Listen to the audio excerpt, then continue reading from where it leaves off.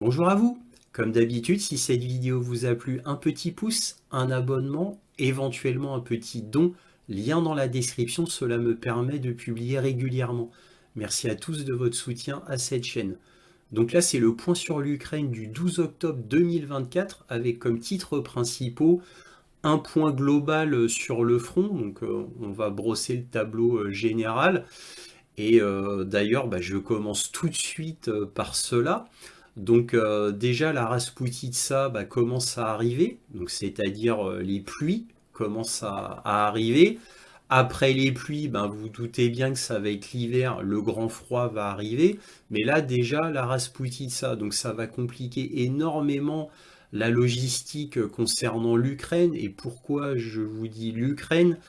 Parce que les Russes, eux, au niveau logistique, sont blindés, ils ont absolument tout ce qu'il faut pour combattre une Rasputitsa. Ce n'est pas le cas de l'Ukraine, puisque la plupart de ces grandes routes de logistique sont bombardées. Alors déjà que c'était très difficile il y a 1 an et demi, 2 ans pour l'Ukraine, là c'est presque, ça va devenir quasiment impossible. Parce que entre-temps, quand la Rasputitsa sera vraiment là, dans quelques temps, qui nous dit que Tchassiviar va pas être prise et surtout, Paklovsk, le centre logistique du Donbass. Donc là, ce sera absolument terrible pour tout ce qui est logistique. Quand Paklovsk tombera, je vous rappelle que Paklovsk, c'est la ville principale, la plus importante du front pour les Ukrainiens au moment où je vous parle. En second, c'est Tchassiviar. En troisième, c'est Toretsk. Toretsk, ville qui est en train d'être prise. On parle, là, en ce moment où je vous parle, apparemment, plus de 30% de la ville est déjà prise et elle est assiégée de toutes parts. Donc c'est très très difficile concernant Toretsk. Toretsk est une ville importante au niveau logistique. Elle l'est moins que Paklovsk, mais c'est une ville très importante malgré tout, qui est fortifiée. C'est une ville fortifiée, mais évidemment sans commune mesure avec la ville forteresse d'Ougledar qui est tombée la semaine dernière. Concernant Ougledar, j'ai des informations croustillantes. Donc, il y a quelques semaines, je vous avais parlé de la 72e brigade mécanisée d'Ougledar qui est restée piégée plus de 2 ans sans rotation possible. Et bien, maintenant que des officiers, des soldats ukrainiens d'Ougledar de la 72e brigade ont été capturés, ils ont parlé et ils nous ont appris des informations très intéressantes. Grâce à la députée ukrainienne Mariana Bezouglaya, je vous disais que la 72e brigade opérait une retraite pour sortir d'Ougledar. Et qu'est-ce que je vous avais dit il y a plus d'une semaine, 1 ou 2 semaines? Je vous avais dit que la brigade d'Ougledar avait commencé une retraite, s'était fait en partie massacrer et avait dû retourner à Ougledar. Et en fait, ce qui s'est passé, grâce au dire de ces prisonniers, donc je vais vous montrer les vidéos, bien entendu, et bien en fait ce qui s'est passé, c'est que la 72e brigade mécanisée, donc la brigade d'élite, une des meilleures d'Ukraine, s'est fait trahir par la 123e brigade, puisqu'apparemment il y a plusieurs brigades, mais c'est la 72e brigade qui était la plus importante. Et apparemment il y avait des guerres intestines au sein de ces brigades, mais on ne sait pas lesquelles. Alors on peut supposer qu'il y en a qui voulaient se battre jusqu'à la fin de manière héroïque pour Zelensky, je ne sais pas. Peut-être que d'autres ont dit non, faut se rendre massivement, faut arrêter les frais puisque ça sert à rien. De toute manière, on va perdre, donc autant se rendre tout de suite. Peut-être qu'ils n'étaient pas d'accord, on n'en sait rien. Mais en tout cas, ce qui s'est passé, c'est que la 123e brigade devait protéger la 72e brigade lors de sa retraite. Et ce qui s'est passé, c'est que la 123e brigade n'a pas bougé. Et donc c'est pour ça que la 72e brigade s'est fait tirer dessus, s'est fait massacrer. Parce que la 123e brigade était censée protéger les arrières de la 72e pendant la retraite. Voilà. Et ce qui s'est passé, c'est que la 72e brigade, voyant ça, eh bien, a tué et a capturé certains hommes de la 123e brigade. Donc en gros, ils se sont tués entre eux Mais la 72e brigade a fait des prisonniers parmi ses propres soldats, mais de la 123e brigade. Donc vous voyez, c'est vraiment très rocambolesque. Je vous montrerai ça bien sûr. Je l'ai appris grâce à ma source Simplecus the Thinker, cet analyste américain. Bref, on va voir tout ça en vidéo. Donc sur le front, quoi d'autre?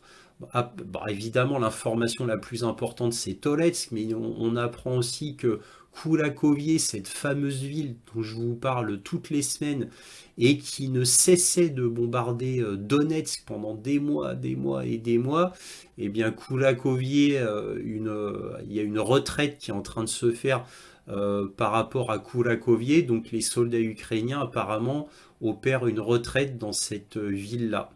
Et d'ailleurs, sur Toretsk aussi, des Ukrainiens commencent à battre en retraite. Donc, c'est sage.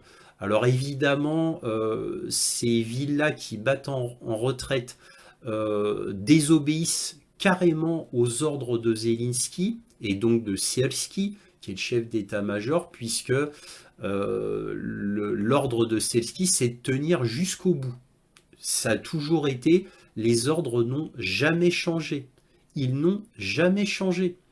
Alors, il y a eu donc cette fausse information sur Ougledar, puisque sur Ougledar, je vous l'avais déjà dit la semaine dernière, je vous le répète maintenant, parce que là, au moment où Ougledar a été presque à 100% prise par les Russes, Sierski est intervenu dans les médias ukrainiens et a dit « Ah, j'ai demandé une retraite de la 72e brigade et de toutes les autres brigades d'Ougledar, j'ai demandé une retraite. » Le petit problème, c'est que quand Zelensky est parti pour New York, il a demandé à la 72e brigade d'Ougledar de résister à tout prix tant qu'il était à New York, à faire sa tournée à New York. Vous savez, son speech aux Nations Unies, qui devait voir Joe Biden, Donald Trump, Kamala Harris, etc. Il avait expressément ordonné que Ougledar devait tenir tant qu'il était à New York, pour éviter que ça fasse mauvais genre. Que Ougledar tombe alors qu'il est à New York, ça aurait fait très mauvais genre. Et là, on nous sort ça, Sierski qui dit « Ah, moi j'ai demandé une retraite, etc. pour protéger la vie des hommes et du matériel. » Et sauver du matériel. Bon. Bon, voilà, entre la propagande, les mensonges, etc., on a l'habitude. Donc sur le front, c'est une catastrophe, bien évidemment. Nous allons voir ça en article. Et puis nous allons voir aussi, bien évidemment, ce qui concerne Toretsk, toujours en article. Alors je vous rappelle une dernière fois, je sais que je vous le dis toutes les semaines, dans la carte militaire, là je vous le rappelle, puisque comme je parle du front, j'en profite. Donc je vous rappelle que les 3 villes les plus importantes du front, maintenant qu'Ougledar est tombé, il y en avait 4, maintenant il n'y en a plus que 3. Par ordre d'importance, la ville la plus importante, c'est Pakrovsk. Pakrovsk étant un nœud logistique absolument énorme. Quand Pakrovsk tombera, tout tombera au niveau du Donbass. C'est-à-dire que, en gros, le front s'écroulera, tout du moins concernant le Donbass. Et en second, après Pakrovsk, on a Tchassiviar. Tchassiviar, je vous répète, c'est pas un nœud logistique, c'est un énorme verrou, c'est le plus grand verrou stratégique. Je ne cesse de vous rappeler que quand Tchassiviar tombera, ça fera une autoroute pour les Russes pour qu'ils piquent ensuite sur Kramatorsk et enfin Slaviansk, 2 grosses villes ukrainiennes extrêmement importantes. Et comme je vous le répète depuis 2 ans et demi, et oui, déjà, comme je vous le répète depuis près de 2 ans et demi, quand Pakrovsk, Kramatorsk tombera, et Slaviansk, pour moi, ce sera la fin de l'Ukraine. Ce sera le signal de la fin de l'Ukraine. Parce que là, ce seront 2 grosses villes qui tomberont, ce sera la fin de l'Ukraine. Mais bon, je pense quand même que l'Occident comprendra avant. Je l'ose espérer, tout du moins, pour éviter le massacre. les pertes humaines. Bref, donc Chassiviar, énorme verrou, mais qui n'est pas un nœud logistique. Et enfin, Toretsk, hein, Toretsk qui est un petit nœud logistique important, ville fortifiée, mais qui évidemment n'a rien à voir avec Ougledar. Et, mais c'est une ville importante, hein, c'est quand même un petit nœud logistique qui a son importance. Bref, moins important que Paklovsk, mais voilà, qui va être terrible quand Toretsk va être prise, ça va être terrible pour les Ukrainiens, puisqu'on enchaîne les prises par les Russes depuis déjà quelques mois, ça n'arrête pas. C'est relativement lent, mais ça n'arrête pas. Attention, plus le temps passe, plus les prises des Russes sont rapides.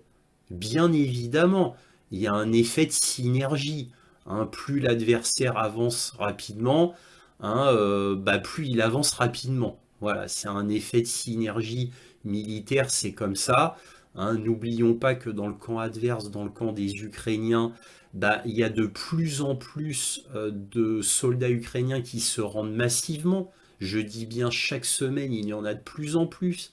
Il y a de plus en plus de désertions. Le moral est de plus en plus bas. Mais c'est logique, tout ça c'est de la mécanique militaire, c'est presque mathématique. Moi je vous avais déjà décrit le scénario jusqu'à la fin, puisque c'est tellement évident d'un point de vue stratégie militaire. Plus l'ennemi avance, prend des villes, plus plus les Russes avancent rapidement, plus les Ukrainiens perdent et plus les Ukrainiens désertent, se rendent à l'ennemi, et de plus en plus massivement, et il y a de moins en moins de recrutement côté ukrainien, parce que bien évidemment, les Ukrainiens ne veulent pas s'enrôler dans l'armée. Bien évidemment, surtout que là, l'armée ukrainienne se fait écraser à vue d'œil tous les jours. Donc il y a de moins en moins de recrutement. Donc tout va mal à tous les niveaux. Et en plus, Zelensky est en train de purger son gouvernement. Et il risque de virer bientôt Umerov, Boudanov, Sierski. Et oui, parce que c'est de ça dont on parle dans les journaux ukrainiens. Et oui. En gros, comment voulez-vous que les gens veuillent se battre? Même ceux les plus motivés, ils sont de moins en moins motivés. Vous vous en doutez bien. Donc c'est inéluctable sur le front. Là, je vous ai brossé un portrait général du front qui est absolument catastrophique, comme chaque semaine, et ça l'est de plus en plus. Bref, nous allons voir ça en article, bien entendu.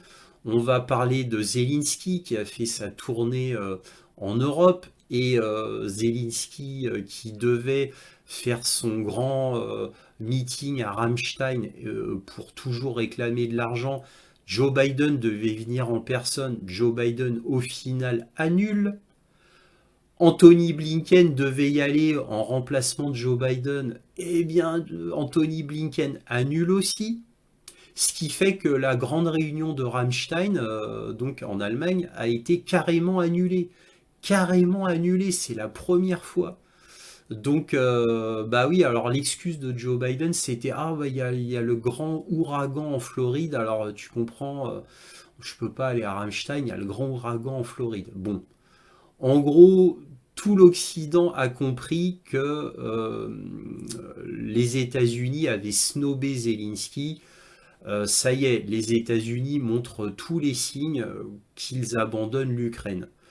Et donc ces signes d'abandon de l'Ukraine sont de plus en plus grands et je pense que c'est en rapport avec ce qui se passe au Proche-Orient et Israël. Puisque là, tout le monde est sur les dents, tout le monde parle du Proche-Orient et on parle de moins en moins de l'Ukraine. Bien évidemment, ce qui compte pour les États-Unis, c'est quand même Israël, c'est pas l'Ukraine. Et s'il y a un conflit avec l'Iran, eh bien il va y avoir un embrasement dans le Proche-Orient. Les États-Unis devront faire face, alors les États-Unis-Israël devront faire face, en plus de l'Iran, avec le Hezbollah, avec le Hamas, avec les Houthis. Et donc, et avec l'Irak, tout dernièrement, on apprend que l'Irak, ça y est, se mêle avec le Hezbollah pour aider le Liban. Donc, vous voyez que là, les États-Unis sont complètement angoissés et limite même en panique. Eux qui n'ont plus rien à donner à l'Ukraine et qui commencent à n'avoir plus rien à donner à Israël, c'est la panique absolue. Surtout que là, moi, les rapports du Pentagone que j'ai lus, c'est comme il y a des tensions de plus en plus aiguës à Taïwan. N'oublions pas que pour le Washington, l'ennemi réel, c'est la Chine, c'est pas la Russie. Et le deuxième ennemi, c'est l'Iran. Et c'est toujours pas la Russie. Donc le pauvre Zelensky, il se trouve complètement esselé, même abandonné, maintenant pourrait-on dire. Et on sent, même si l'OTAN dit ah oui Zelensky, on sera toujours là pour toi. Là, on a eu Mark Rutte, qui est le nouveau chef de l'OTAN, a dit qu'il serait toujours aux côtés de Zelensky, aux côtés de l'Ukraine, mais ça sonnait creux. Tous les connaisseurs qui ont entendu le speech de Mark Rutte ont tous dit que ça sonnait creux. Et en plus, dans les faits, il y a de moins en moins d'aide qui est donnée à l'Ukraine. De moins en moins. Bref, avec le Proche-Orient qui est là, qui prend la couverture médiatique, le pauvre Zelensky, il est encore plus esselé et encore plus triste, j'ai envie de vous dire. Donc tout ça sent très très très mauvais pour l'Ukraine. Et on va parler de Boudanov, Boudanov qui fait des aveux absolument terribles, comme quoi il avoue carrément dans Ukrainska Pravda, un des grands journaux ukrainiens, qu'il a tenté à plusieurs reprises d'assassiner Vladimir Poutine. Pourquoi pas? D'un autre côté, l'Ukraine fait comme son maître, c'est-à-dire les États-Unis. Les États-Unis font ça, ils tentent aussi ce genre de choses. Israël tente aussi. Mais évidemment, là, c'est beaucoup plus difficile, surtout sans l'aide des États-Unis. Donc, bref, l'Ukraine fait exactement comme son maître, les États-Unis. Donc ils avouent ça, Boudanov avoue ça, et voilà. Et Boudanov, qui lui est sur le fil du rasoir avec Umerov, avec Sielski, donc les piliers du gouvernement de Zelensky. Alors rien ne va plus, encore une fois, je le répète, rien ne va plus, mais nous allons voir tout ça avec des articles. Là, je commence à être trop long dans l'introduction. Bref, comme d'habitude, le point sur l'Ukraine est divisé en trois parties, les informations générales qui seront suivies de la conclusion et enfin la carte militaire, afin que vous sachiez ce qu'il se passe sur le terrain. Carte militaire à ne pas manquer, surtout pour cette semaine. Cela sera très intéressant. Bref, commençons. Alors tout d'abord un aperçu du front, et là Associated Press nous dit la chute de Vuhledar, c'est-à-dire Ougledar, est un microcosme de la situation difficile de l'Ukraine en temps de guerre. La chute d'une ville de première ligne, nichée au sommet d'une colline d'importance tactique, ne devrait pas changer le cours de la guerre de l'Ukraine contre la Russie. Mais cette défaite souligne la détérioration de la position de Kiev, en partie à cause des lignes rouges occidentales bien définies, ont déclaré des responsables militaires et des analystes. Vuhledar, une ville pour laquelle les forces ukrainiennes se sont battues bec et ongle pendant 2 ans, en réalité plus de 2 ans et demi, est la dernière agglomération urbaine à tomber aux mains des Russes. Elle fait suite à une campagne vicieuse sur le front de l'Est cet été, au cours de laquelle Kiev a cédé plusieurs milliers de kilomètres carrés de territoire.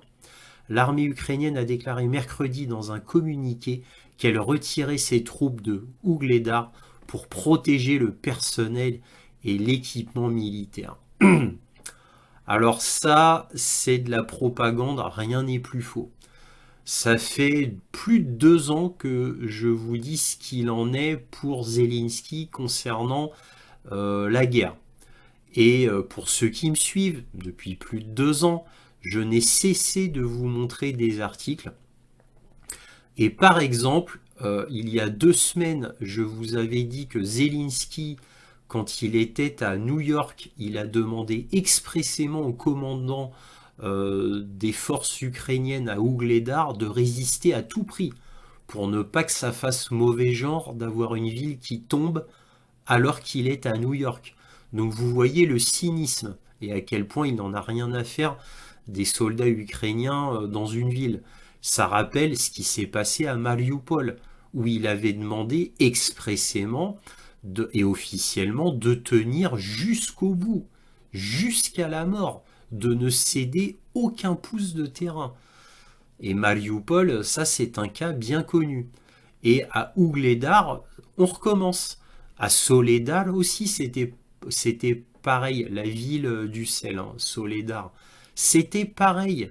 C'était pareil. Mariupol, ben, ils se sont terrés dans les souterrains de Mariupol, hein, en dessous de cette ville-usine, entre guillemets, dans les souterrains. À Soledar, ils se sont planqués dans les mines de sel. Et à Ougledar, là, il tenait la ville qui était une forteresse depuis tout début 2015. Quoi, ça n'a cessé d'être fortifié depuis début 2015. Et à chaque fois, c'est la même chose. Ougledar, Soledar, Mariupol. Zelensky a demandé de résister jusqu'au bout, toujours, toujours, toujours. Sauf que la 72e brigade mécanisée, brigade d'élite, qui gardait Ougledar, eh bien, elle n'a pas obéi aux ordres, elle a battu en retraite. Donc, elle a fui la ville, quoi, tout du moins, elle a commencé à fuir la ville, mais elle a été massacrée. Donc, les survivants qui avaient commencé à fuir la ville ont dû re-rentrer dans Ougledar. Puis après, vous savez comment ça s'est fini. Beaucoup sont tombés au combat et énormément se sont rendus aux Russes. Bref. La chute d'Ougledar est un microcosme de la situation difficile de l'Ukraine dans ce chapitre de la guerre qui dure depuis près de 3 ans.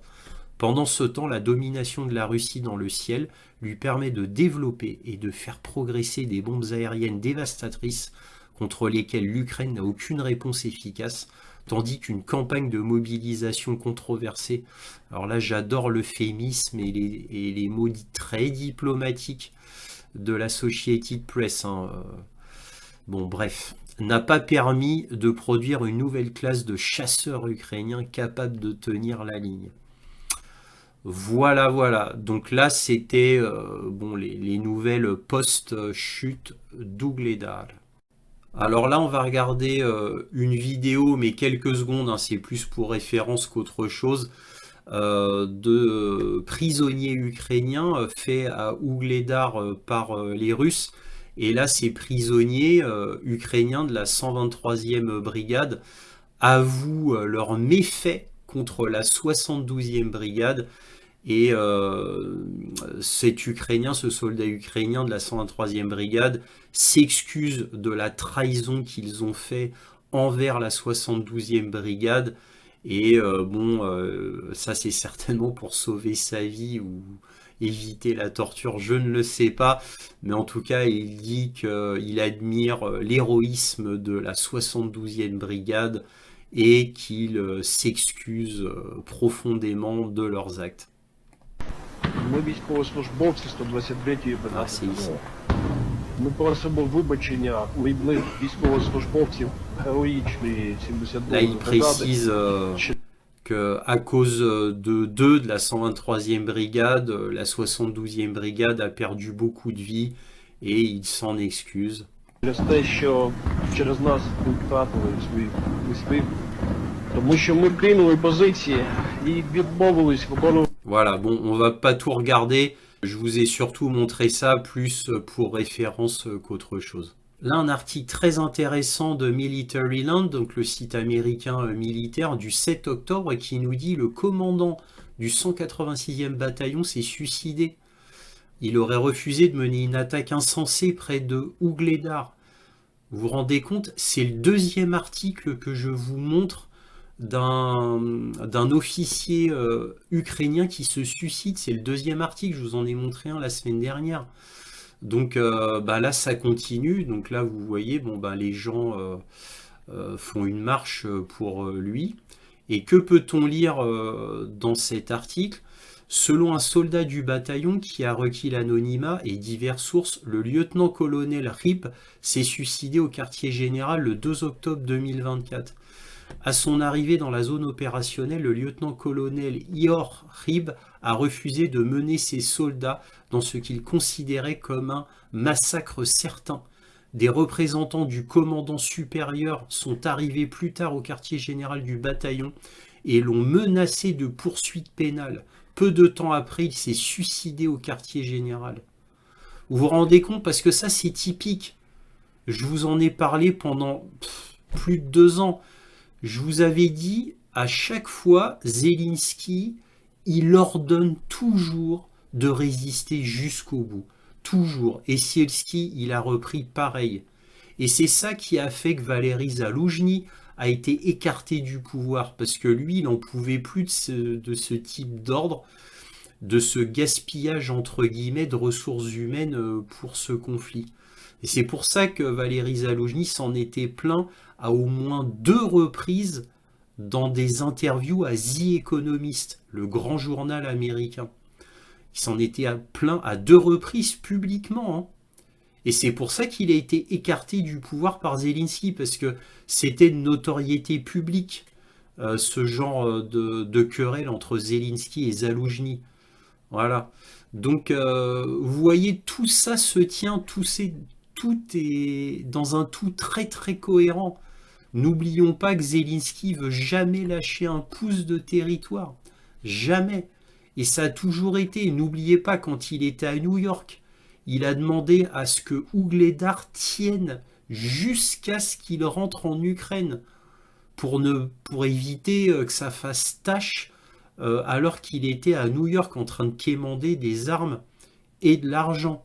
Vous voyez la mentalité, et à les répercuter là, ici, de manière très concrète, où on menace un lieutenant-colonel de poursuite pénale parce qu'il désobéit à un ordre absurde qui amène à un massacre certain.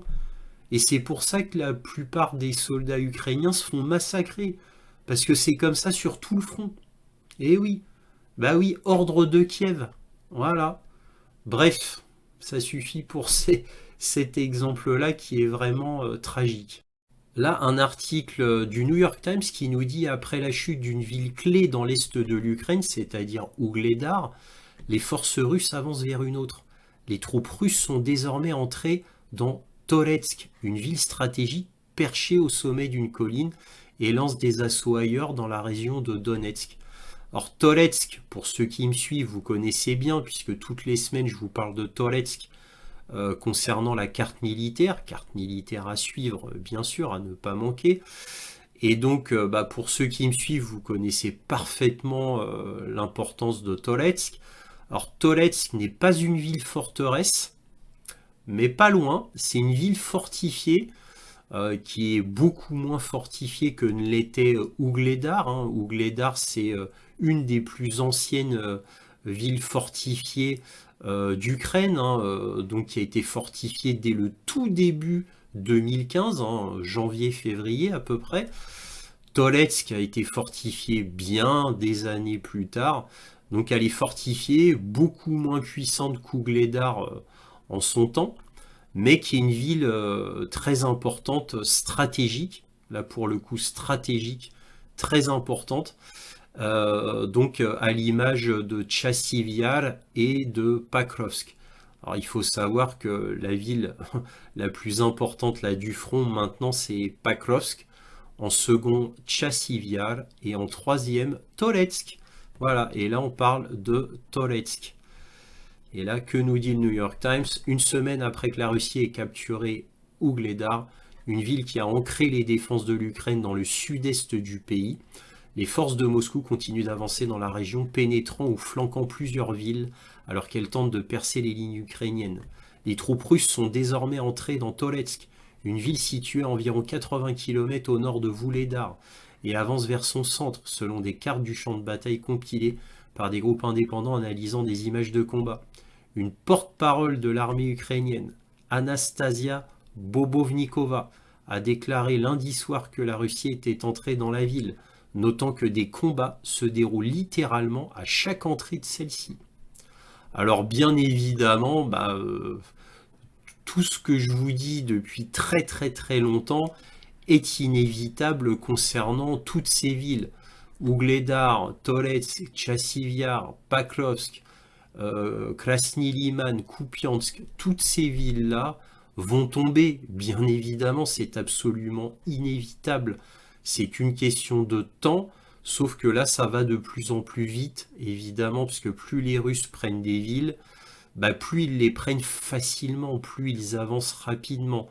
Donc évidemment, les événements vont commencer à se précipiter. Donc là, Toretsk va tomber, voilà, dans très très très bientôt. Et Toretsk est une ville qui est stratégiquement placée et qui va permettre aux Russes de faire comme d'habitude, comme avec Ougledar, des avancées encore plus profondes et encore plus rapides. Et ça va rapprocher à grands pas la Russie de la fameuse victoire tant attendue par Vladimir Poutine, bien sûr. Ici, un article du Financial Times qui nous dit « Les objectifs de guerre changeants de l'Ukraine. Kiev ne reçoit pas le soutien dont elle a besoin pour reprendre le dessus sur la Russie. L'Ukraine entre dans son 3e hiver de guerre dans un climat plus sombre que jamais. À l'Est, ses troupes perdent du terrain face à l'avancée fulgurante de leurs adversaires russes, au prix d'un coût énorme pour les forces de Moscou. » Bien sûr, c'est le Financial Times, ils étaient obligés d'ajouter ça, sinon ils seraient pris pour un média pro-russe. La moitié de sa production d'électricité étant détruite, les Ukrainiens passent des heures par jour sans lumière ni chauffage pendant les mois les plus froids. Pendant ce temps, à Washington et dans certaines capitales occidentales et dans les couloirs de Kiev, l'humeur change. D'une détermination à ce que la guerre ne puisse se terminer qu'avec l'expulsion de l'armée russe d'Ukraine, on passe à la reconnaissance réticente qu'un règlement négocié qui laisserait la majeure partie du pays intact pourrait être le meilleur espoir. Pourtant, Kiev ne reçoit pas le soutien dont elle a besoin, même pour atteindre cet objectif réduit. Donc vous voyez le changement de ton qui devient beaucoup plus sombre. Comme c'est dit ici d'ailleurs, et par le Financial Times, qui est pourtant très très pro-ukrainien. Vous allez voir, c'est pas fini. Là, on a encore un article du Financial Times qui nous dit « L'Ukraine traverse son heure la plus sombre. De retour des États-Unis, le président Volodymyr Zelensky doit faire face aux avancées russes, à une société épuisée et à la perspective de pénurie d'énergie en hiver. » Là, un article de The Atlantic qui nous dit « L'abandon de l'Ukraine. La stratégie américaine en Ukraine saigne lentement à blanc la nation et son peuple. Ce titre n'est que trop vrai. » Donc là, on va parler d'un commandant d'unité qui s'appelle Achille, commandant d'unité ukrainien, bien sûr. Donc Achille a lancé son appel avec une urgence que les responsables politiques américains ne semblent pas partager. La rapidité de l'innovation sur le champ de bataille a rendu certains systèmes d'armes occidentaux attendus depuis longtemps presque obsolètes au moment de leur livraison. 2 semaines avant notre voyage, un autre char de combat principal M1 Abrams a été détruit lors d'une attaque aérienne par un drone kamikaze. Il ne reste que 20 des 31 chars Abrams livrés par les États-Unis en février. Les soldats ukrainiens sur le front nous ont dit que toute innovation qu'ils développent est contrée par une réponse russe en quelques semaines. Ça, c'est très important, ça. Les deux armées innovent à un rythme qui laisse derrière elles les industries de défense sclérosées des États-Unis et de l'OTAN. Vous notez qu'ils disent les industries de défense sclérosées des États-Unis et de l'OTAN, mais pas de la Russie. Notez. Le HIMARS est un système de missiles d'artillerie à longue portée que les États-Unis ont mis au point à un rythme effarant, en est un exemple. Il y a un an, le HIMARS était le système le plus demandé sur le champ de bataille. Aujourd'hui, son taux de réussite est inférieur à 10% en raison des innovations russes en matière de guerre électronique. Chaque missile tiré par HIMARS coûte environ 100 000 $. C'est marrant parce que c'est ce que je vous dis depuis en réalité 1 an et demi. Parce que eux, ils sont gentils, ils disent il y a 1 an. Bah, c'est les journalistes, hein. En fait, ça fait 1 an et demi que je vous le dis. Bon, moi, je vous disais que c'était arrêté entre 85 et 90% les HIMARS. Parce que très très très vite, les Russes avaient réussi à capturer des HIMARS, à faire ce qu'on appelle du rétro-engineering, et donc avaient trouvé comment l'arrêter de manière électronique, avec des brouilleurs électroniques. Donc je vous avais dit entre 85 et 90% à l'époque. Là, ce n'est reconnu que maintenant, mais ça fait beaucoup plus d'1 an que les HIMARS ne servent plus à rien. Au minimum 1 an et demi. Au minimum. Bref, ça c'était sur les HIMARS. Bref, vous voyez que cet article est très très intéressant concernant donc l'innovation technologique. Alors l'innovation technologique c'est bien, mais ça ne suffit pas. Avoir un objet innovant, ben, c'est une bonne chose, mais il faut savoir le produire en masse et le déployer très rapidement sur le terrain et de manière efficace. Pour l'instant, il n'y a que la Russie qui en est capable. Là, la Russie, là, par exemple, hein, concernant les brouilleurs électroniques, elle a pu les mettre sur la plupart de leurs chars, même à faire des systèmes portables pour les fantassins, sur les véhicules blindés, etc. Elle a pu en produire en masse et le déployer très très très rapidement sur le terrain. Et les drones, elle a pu faire des drones innovants et les produire massivement tout en les déployant extrêmement rapidement sur le terrain. Voilà, et ça change la donne. Ça change vraiment la donne. Là où l'Occident s'est fourvoyé pendant des décennies, c'est à vouloir produire du matériel extrêmement bon, très bon certes, sophistiqué, de grande qualité, mais malheureusement extrêmement cher, très fragile, qui ne peut pas être produit massivement et rapidement. Et là, on a vu que dans une guerre, ben, ce qui compte, c'est d'avoir simplement du bon matériel, robuste, efficace, qui fait son affaire, qui coûte pas trop cher et qui peut être fabriqué massivement. Voilà, c'est ça qui compte. Et là, malheureusement, ben, l'OTAN s'en aperçoit que maintenant, mais elle ne peut pas concevoir de nouveaux matériels militaires, c'est trop tard. Il est obligé de produire le plus qu'il peut ben, le matériel de haute qualité qu'ils ont déjà, mais ils ne peuvent pas innover là en quelques mois. C'est pas possible. Donc ils sont toujours obligés de sortir des obusiers César, des M777, etc., etc. Vous avez compris. Ils ne peuvent pas innover. Ils ne sont pas capables de faire comme les Russes, c'est-à-dire de sortir un nouveau produit et en quelques mois de le produire en masse et de le mettre sur le terrain, sur le front. Ça, c'est strictement impossible pour l'Occident. Pour l'instant, tout du moins, on verra dans 10 ou 15 ans. Peut-être que l'OTAN sera capable. Mais pour l'instant, ils n'en sont pas capables. Voilà. C'était très important à souligner. Alors là, je ne résiste pas à vous montrer un article qui pourrait être complètement anachronique. Du 10 octobre, hein, on a Business Insider qui nous dit l'avantage massif de la Russie sur l'Ukraine devrait commencer à diminuer d'ici 2025 selon un expert de la guerre. C'est à pleurer de rire. Alors, bon, pour ceux qui me suivent assidûment, bah, vous voyez tous les articles que je vous montre qui disent que la Russie produit énormément, infiniment plus qu'avant la guerre, et que bon, bah, elle écrase littéralement l'armée ukrainienne. Et là, c'est même pas mes mots. Je vous ai montré 2 semaines d'affilée un article du Financial Times qui disait en titre l'armée russe écrase l'armée ukrainienne sur le front. Et ça, c'était le titre du Financial Times. Bref, je vous ai montré ça pour ceux qui me suivent depuis longtemps.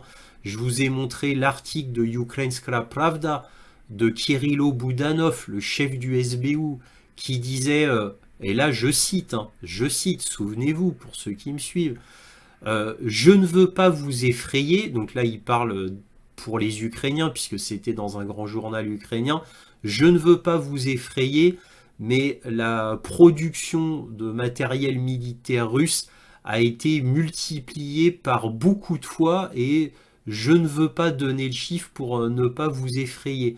Et ça, c'est Kirilo Boudanov qui dit ça dans Ukrainska Pravda. Vous voyez? Et on en est encore là, hein. Alors voilà, ah, vous inquiétez pas, hein. Vous vous souvenez, c'est comme au début du conflit. Ça y est, alors là, les Russes, ils ont plus d'obus, ils en ont tellement utilisé, ça y est. Et pendant 7-8 mois, on a eu ça.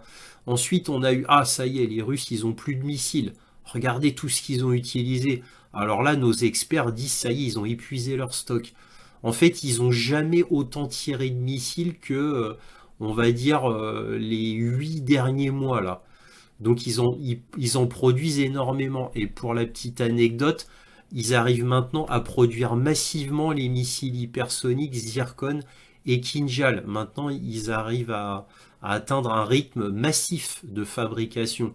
C'est plus comme il y a un an où ils en envoyaient quelques-uns par-ci, quelques-uns par-là. Maintenant, ils les utilisent beaucoup. Voilà, mais on a toujours ce genre de titre. Alors, l'expert de la guerre, mais qui est cet expert de la guerre? Eh bien, c'est un Kaufman né à Kiev, donc déjà un Ukrainien. Et là, qu'est-ce qu'on voit plus loin? On nous dit Kaufman a pris soin de dire à Hart, c'est-à-dire le journaliste du Business Insider, qu'il ne pensait pas que la Russie serait bientôt à court d'équipements ou d'hommes, mais il pense que Moscou ne pourra pas maintenir son rythme offensif très longtemps. Basé sur quoi? On ne sait pas. Mais voilà, c'est lui qui pense ça, hein. Voilà, il pense comme ça, à vue de nez, voilà, suivant le sens du vent. Il pense que, voilà, vous voyez un peu le ridicule de la chose, et on a ce genre de réflexion depuis près de 2 ans et demi. Voilà, je vous ai montré des dizaines et des dizaines d'articles du même acabit, hein. Et à chaque fois, je me moque parce que c'est récurrent, il n'arrête jamais, et ça paraît dans Business Insider en plus, hein. Bref, je constate que ce Kaufman a oublié de regarder Reuters et Ukrainska Pravda. Je vais vous montrer vite fait. Alors voici un exemple, mais parmi bien d'autres que Kaufman a omis de regarder, donc du 30 septembre 2024, la Russie augmente ses dépenses de défense de 25% en 2025, un nouveau record post-soviétique. La Russie va consacrer 6,3% de son PIB à la défense nationale. Alors en fait, c'est tellement énorme ce qu'ils vont donner à la défense nationale que bon, bah, forcément la Russie ne risque pas d'avoir des perturbations de son complexe militaro-industriel. Et c'est pas fini. Et enfin, un article de Ukrainska Pravda, article que je vous avais déjà montré il y a peu de temps, mais que je vous remontre ici parce que c'est à propos, c'est ce que dit Kirilo Boudanov, le chef du SBU. Et là, qu'est-ce qu'il nous dit? Boudanov a également noté que les Russes ont fait des progrès significatifs dans la production de missiles Iskander, qui est devenue massive. Alors, le missile Iskander, c'est le missile vedette chez les Russes en ce moment. Mais il n'y a pas que lui, il y a aussi le KH-101 qui est très utilisé par les Russes. Ils en produisent très très très massivement. Sergei Shoigu avait dit qu'il produisait 12 fois plus de KH-101 qu'au tout début du conflit. 12 fois plus. C'est surréaliste. Donc là, bon, je ne sais pas combien de fois plus ils produisent d'Iskander, mais là, Boudanov dit qu'ils ont fait des progrès significatifs dans la production de ce type de missile, qui est devenu massive. Et il n'ose pas dire combien d'ailleurs.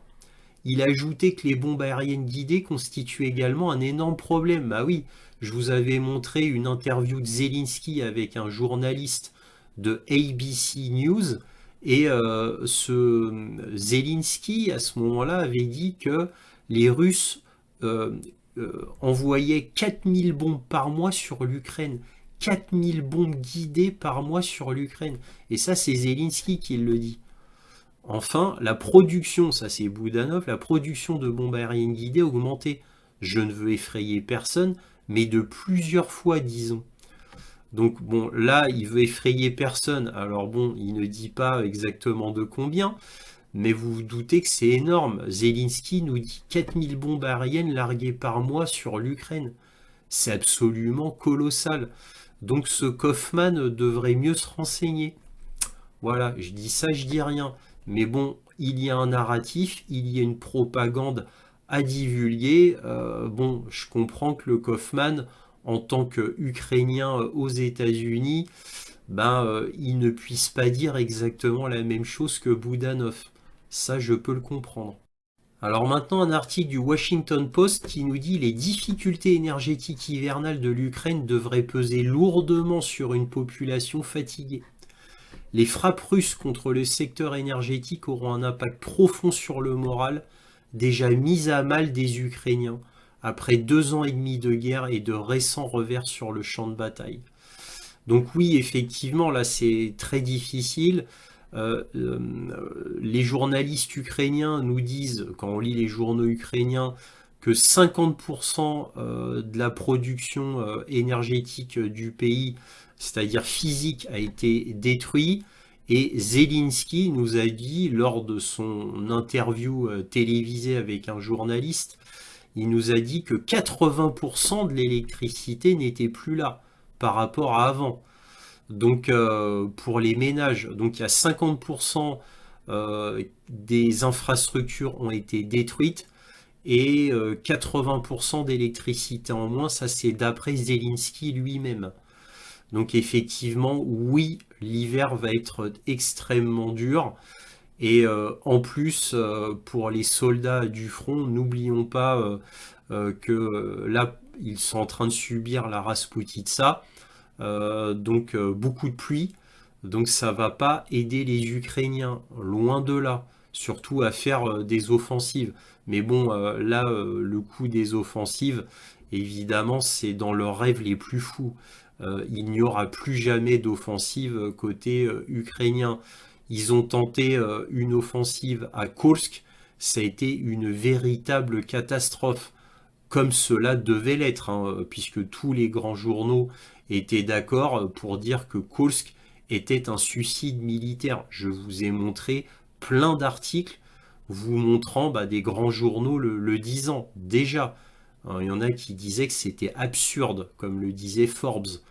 Donc depuis Kursk, une offensive est absolument maintenant complètement impensable, puisque Kursk, je le répète encore une fois, était une catastrophe. Ils ont tout envoyé sur Kursk au niveau de l'équipement militaire. Ils ont dépeuplé leurs troupes du Donbass pour aller faire cette offensive sur Kursk, ce qui est totalement stupide, voire même suicidaire, mais ils ont quand même fait ça. Tout ce qu'ils avaient de matériel, ils l'ont envoyé sur Kursk. Voilà. Et donc, évidemment, il est arrivé ce qui devait arriver. Ils se font massacrer, bien sûr. Alors, comme on parle de l'oblast de Kursk, eh bien, je vous parle des pertes ukrainiennes dans cette oblast. Et comme d'habitude, je vous donne les chiffres donnés par TASS, parce qu'il n'y a que TASS qui donne des chiffres précis. C'est l'agence de presse russe. Alors, évidemment, on y croit, on n'y croit pas. Est-ce de la propagande? Est-ce que les chiffres sont complètement exagérés ou non? Je ne le sais pas, je ne peux rien confirmer, mais je vous les donne parce que c'est toujours intéressant à savoir. Après, bien entendu, les chiffres, vous en faites ce que vous voulez. Je le répète une dernière fois, on y croit ou on n'y croit pas.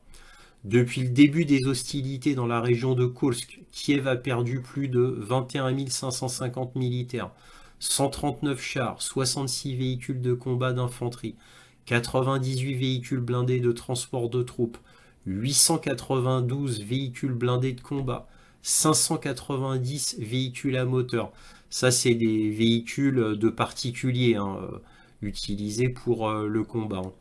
177 pièces d'artillerie, 33 lance-roquettes multiples, dont 8 HIMARS, 6 MLRS de fabrication américaine, 9 lanceurs systèmes de missiles antiaériens, 5 véhicules de transport de chargement, 46 stations de guerre électroniques, 9 radars de contre-batterie, 3 radars de défense aérienne, 22 pièces d'ingénierie et autres équipements, dont 13 véhicules de démolition du génie, une unité de déminage UR-77 et 3 véhicules blindés de réparation. Alors là, un article très intéressant, assez ancien, de Ukrainska Pravda, un des plus grands journaux ukrainiens, du 4 janvier 2023. Et au 4 janvier 2023, on a Kirilo Boudanov qui nous dit, donc le chef des services secrets ukrainiens, prédit la mort de Poutine très vite et bientôt. Alors vous voyez que ça a plutôt échoué, hein. C'était au 4 janvier 2023. Donc déjà, Kirilo Boudanov endosse sans problème le fait que l'Ukraine est un État terroriste. Il endosse cela sans problème, Kirilo Boudanov. Et attendez, c'est pas fini. Là, le 13 juillet 2024, donc bien longtemps après, on a Kirilo Boudanov, toujours avec Ukrainska Pravda, qui nous dit « Des tentatives d'assassinat contre Poutine ont eu lieu, mais sans succès, selon le chef des services secrets ukrainiens, Kirilo Boudanov. » Donc il a tenu parole, hein, il a dit que Vladimir Poutine allait très vite être mort, donc bientôt. Bon, et là, il a son sourire, là, il projette d'assassiner Vladimir Poutine. Et là, vous voyez, là, il a perdu son sourire. Parce que ça a échoué, toutes les tentatives ont échoué. Donc, mais le truc à noter quand même, c'est que Kiev, sans problème, endosse le fait d'être un État terroriste.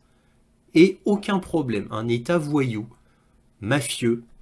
Et c'est dit comme ça, dans la presse, sans problème. Voilà, carrément. Là, un article intéressant de Sajder, qui est un journal slovène, nous dit « Les problèmes de la mobilisation ukrainienne, tout se résume à la tromperie, à la coercition et à la violence. La campagne de mobilisation ukrainienne est loin d'atteindre ses objectifs, tandis que le service de conscription continue de faire face à la violence, à la méfiance et à une corruption généralisée », rapporte le Times, citant des sources au sein de l'armée ukrainienne. Alors bon, là, il y a beaucoup d'exemples qui vous montrent des kidnappings, des gens qui ont la tuberculose, mais qui sont quand même envoyés au front. Donc là, vous voyez un kidnapping en pleine rue comme ça. Là, on a un Ukrainien, un soldat ukrainien, donc qui se confie, qui dit qu'il a la tuberculose, il avait tous les papiers du médecin, mais il a quand même été envoyé sur le front. Bon bref, il y a plein d'exemples dans cet article. C'est repris du journal Le Times, hein, c'est le Times, le London Times. Hein, voilà, ils reprennent cet article-là dans Sajder. Très intéressant, vous allez voir, c'est pas fini. Hein. Là, un article édifiant de Ukrainska Pravda, qui nous dit « Abaissement de l'âge de mobilisation à 18-20 ans. Le député du peuple affirme que les discussions sont toujours en cours. » Ça date du 4 octobre. Alors pourquoi, alors que la Rada avait demandé que ça soit baissé de 27 à 25 ans, pourquoi là on parle de 18 à 20 ans? Tout simplement parce que tout le monde meurt sur le front. Et comme tout le monde meurt sur le front, eh bien ils sont obligés d'arriver à ces extrémités-là. Et qu'est-ce qu'on apprend en réalité quand on lit l'article, même si c'est pas dit clairement, hein, mais en lisant entre les lignes, on comprend comme ça, c'est une pression de Washington. Vous vous rendez compte? C'est Washington qui fait pression sur Kiev pour dire oui, allez-y, 18-20 ans, allez-y, faut aller jusqu'au bout, faut que vous envoyiez tous vos jeunes, entre guillemets, mourir sur le front. Hein. Vous vous rendez compte un petit peu? C'est presque à vomir, j'ai envie de vous dire. Hein. Ça, c'est des gens à Washington qui poussent Kiev à faire ça. Vous vous rendez compte un petit peu? Donc évidemment, c'est pas leurs enfants qu'ils envoient en tant que chair à canon sur le front. Hein. Et tout ça pour affaiblir la Russie. Tout ça pour affaiblir la Russie. Vous vous rendez compte quand on est à discuter à la Rada d'envoyer les jeunes de 18 à 20 ans parce qu'il n'y a plus personne dans le pays alors qu'on venait déjà de faire une loi très controversée, où les Ukrainiens n'étaient pas du tout contents, ça a fait un énorme scandale, ça a mis des mois avant que ça passe. Là, vous pensez que les Ukrainiens seraient d'accord pour ça? Moi, à mon avis, ça passera jamais. Mais ce qui est le plus écœurant, c'est que la pression vienne de Washington. C'est surtout ça qui est le pire, je pense. Ici, on a un article du Parisien qui nous dit: guerre en Ukraine, une responsable de la mobilisation militaire soupçonnée d'avoir été payée par des déserteurs. 5 millions d'euros ont été saisis chez Tetiana Krupa. Cette responsable de la mobilisation des soldats ukrainiens est soupçonnée d'avoir aidé des soldats réfractaires à ne pas aller sur le front. Bah oui, évidemment, ça c'est un secret de polichinelle. Regardez l'argent en cash qui a été retrouvé chez elle. Et imaginez-vous, ça, c'est que elle, cette responsable. Imaginez-vous les centaines d'autres, combien ils ont pu récupérer. Imaginez-vous la corruption au sein de l'armée ukrainienne. Imaginez-vous tous ces soldats qui ont pu fuir la guerre de manière illégale parce que ils ont corrompu ces responsables du recrutement. Imaginez-vous. Et ça fait combien de temps que je vous le dis? Ça fait plus d'un an que je vous le dis, 1 an et demi même. Et ben voilà, là ça commence à apparaître de manière explicite. Parce que avant ce genre de truc, ça existait déjà. Hein, ça existait. J'avais déjà vu des vidéos comme ça côté ukrainien, mais ça restait caché. Là maintenant, ça apparaît dans les grands médias. Et d'habitude, les grands médias cachaient ces faits-là. On ne voyait pas ce genre de truc. Moi, je vous en parlais dans les points sur l'Ukraine, je vous le disais. Je vous montrais même des vidéos Telegram, mais c'était caché par les médias. Fallait surtout pas dévoiler ce genre de choses. Mais maintenant, c'est tellement massif. Et l'Ukraine, bon, n'a plus l'important qu'elle a par rapport à avant. Hein. Zelensky, on ne le compare plus à Winston Churchill comme avant. Zelensky, quand il apparaît quelque part à un parlement où tout le monde ne se lève plus pour l'applaudir à tout rompre, tout ça c'est fini, ce genre d'accueil pour Zelensky. C'est terminé, maintenant il est esseulé. Donc maintenant on peut parler. Et voilà, et ce genre de choses va devenir de plus en plus commun. Je gâche qu'on va le voir de plus en plus de ce genre de choses dans les médias européens. Alors maintenant, on va parler du fameux événement, c'est-à-dire du S-70, donc un drone furtif qui accompagnait un Sukhoi 57, et le Sukhoi 57 a détruit le drone furtif, le S-70. Donc évidemment, ça s'est su, ça n'a pas été caché par les Russes, et on va en parler ici plus en détail. Que lit-on dans Forbes? Un missile n'a pas pu effacer le secret embarrassant de la furtivité d'un drone russe. La vidéo montrant comment ils ont abattu leur tout nouveau drone alors qu'il échappait à tout contrôle au-dessus de l'Ukraine pourrait bien être l'un des plus grands embarras de l'armée russe, mais le pire pourrait être à venir. Donc c'est le Sukhoi S-70, c'était un prototype de combat furtif qui était normalement un binôme avec les Sukhoi 57. Donc il a été abattu donc par le Sukhoi 57. Alors évidemment, le Forbes va pas parler de ce qui nous intéresse vraiment parce que ça reste Forbes. Mais voilà, ce qui est intéressant, c'est qu'ils nous disent quand même qu'il serait tombé dans la région de Konstantinivka, donc bien côté ukrainien, et que c'était une des zones, pourtant, normalement, officiellement, là où il y avait les meilleurs systèmes antiaériens ukrainiens au moment où on parle, c'est-à-dire c'est censé être la zone où il y a les meilleurs systèmes antiaériens et là où le système antiaérien est le plus dense. Bon, voilà, c'est tout ce qu'on apprend de Forbes et on n'en saura pas plus. Mais je vais en parler plus longuement après ça. Mais avant d'aller plus loin, je vous montre les vidéos qui circulent sur Telegram. Alors là, vous voyez 3 points de vue différents, hein. Donc là, vous voyez, bon, je vais mettre un arrêt sur image pour comprendre quand même. Donc là, vous voyez le Sukhoi 57 qui a tiré un missile sur le Sukhoi 70, et le Sukhoi 70, vous voyez qui s'écrase. Là, vous voyez le Sukhoi 57. Voilà, et ici, il tire son missile sur le Sukhoi 70. Voilà, comme ça, vous comprenez mieux les images.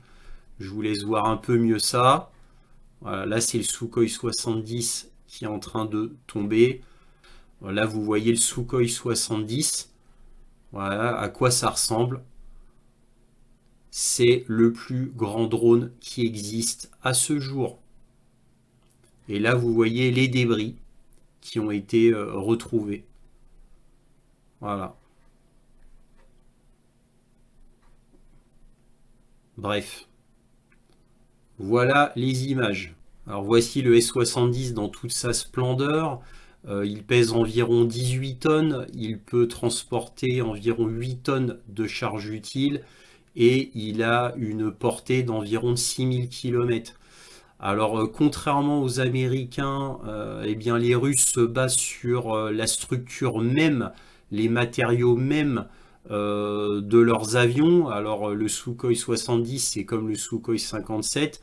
C'est une structure, entre guillemets, révolutionnaire, furtive. Et ce qui les différencie beaucoup des Américains, c'est que les Américains comptent principalement sur la peinture comme matériau absorbant, alors que les Russes se basent sur la structure même, les matériaux mêmes. Ça leur évite d'utiliser une très très très coûteuse peinture. Je vous rappelle que la peinture du B2 coûtait environ 15 000 $ pour 1 m² de peinture. Voilà, donc c'est pour vous dire que les Russes ont fait un choix diamétralement opposé à celui des Américains quant à la furtivité. Alors là, on va voir un article de Military Watch Magazine qui détaille l'opération de chasseurs russes Sukhoi 57 pour empêcher un drone furtif de grande valeur de tomber entre les mains de l'OTAN. Alors voilà le Sukhoi 70 et là vous voyez le Sukhoi 57 qui a abattu le drone.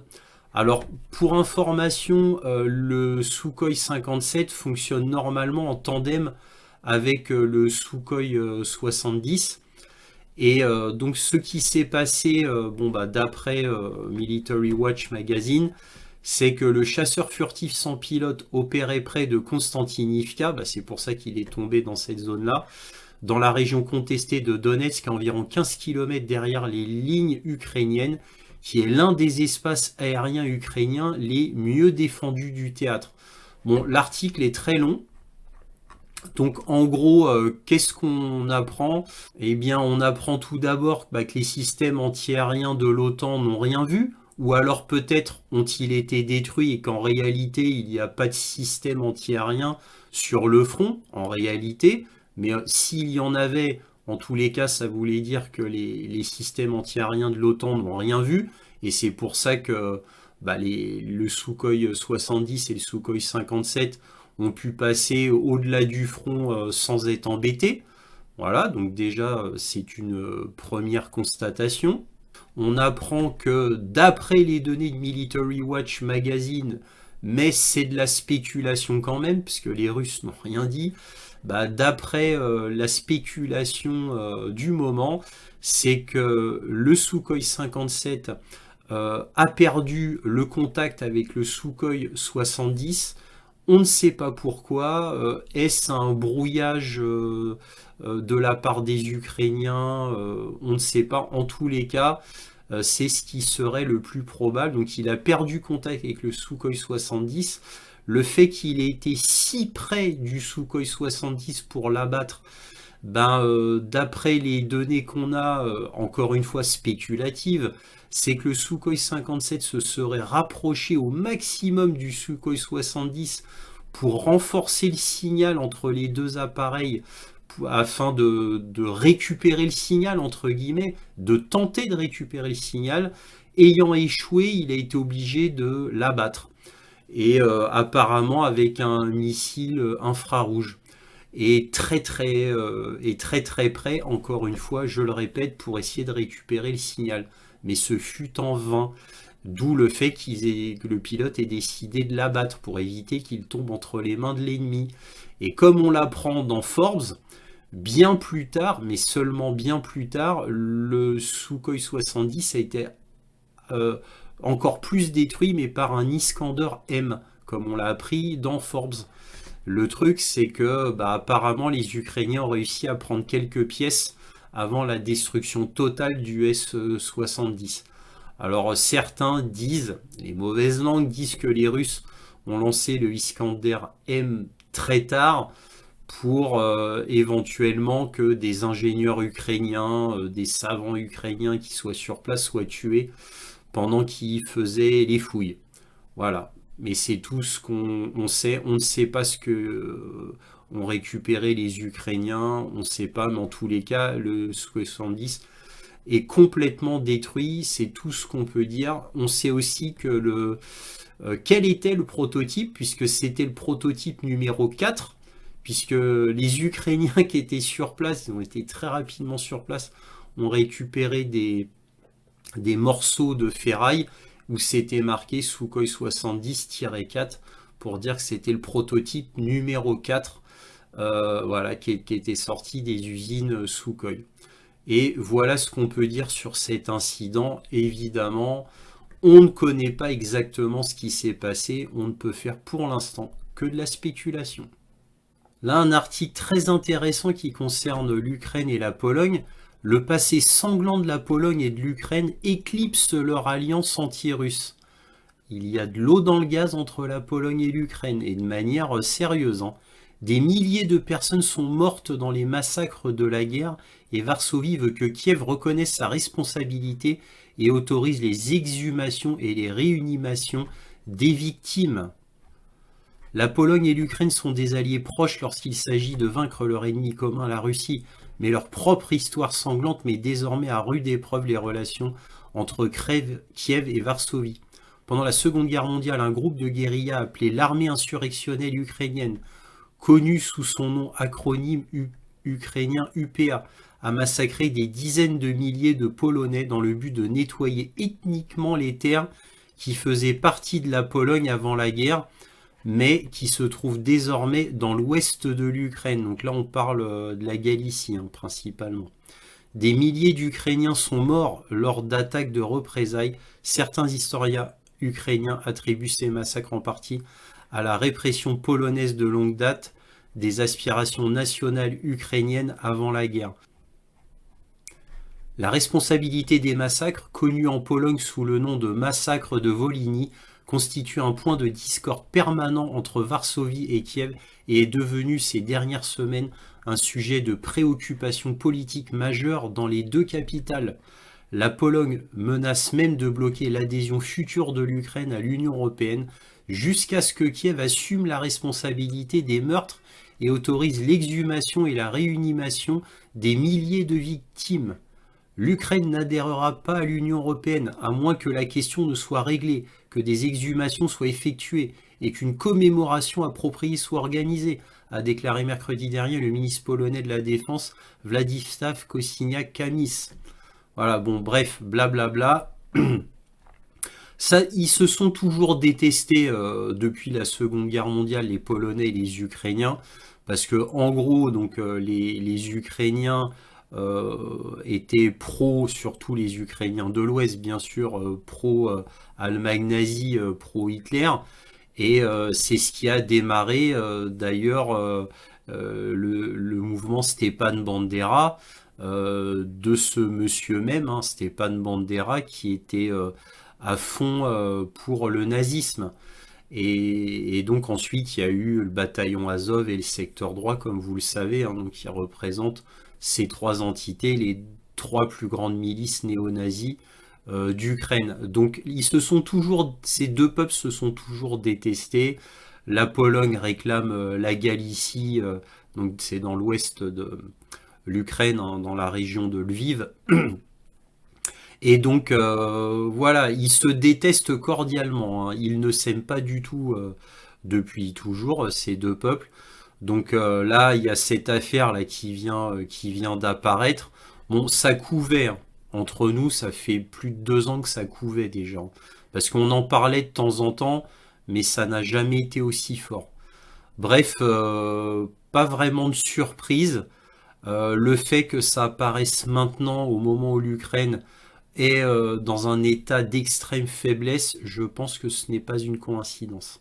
Alors là, un dernier article de Ukrinform, c'est-à-dire le journal ukrainien, qui nous dit la Grande-Bretagne a alloué près de 4,5 milliards de dollars à l'Ukraine pour l'achat d'équipements militaires. Alors, c'est complètement scandaleux et honteux de la part du Royaume-Uni. Bien évidemment, le Royaume-Uni s'écroule littéralement économiquement et militairement. Il y a d'énormes problèmes économiques qui fait que la société a énormément perdu en pouvoir d'achat par rapport à il y a ne serait-ce que 10 ans. Donc le Royaume-Uni s'effondre, les États-Unis s'effondrent aussi économiquement et militairement. Je vous en ai parlé à maintes reprises, je vous ai montré tout un tas d'articles. La France continue aussi d'allouer des milliards d'euros à l'Ukraine, sans compter son armement. Donc elle va donner là 12 nouveaux obusiers César à l'Ukraine. C'est une véritable honte. Parce qu'évidemment, ce dont la France se sépare, bah, il faudra payer pour refaire les stocks. Et en plus, on donne comme ça l'argent. Bref, les États-Unis font ça aussi. Font ça aussi. Toute l'Europe fait ça, les États-Unis font ça, ils n'arrêtent pas.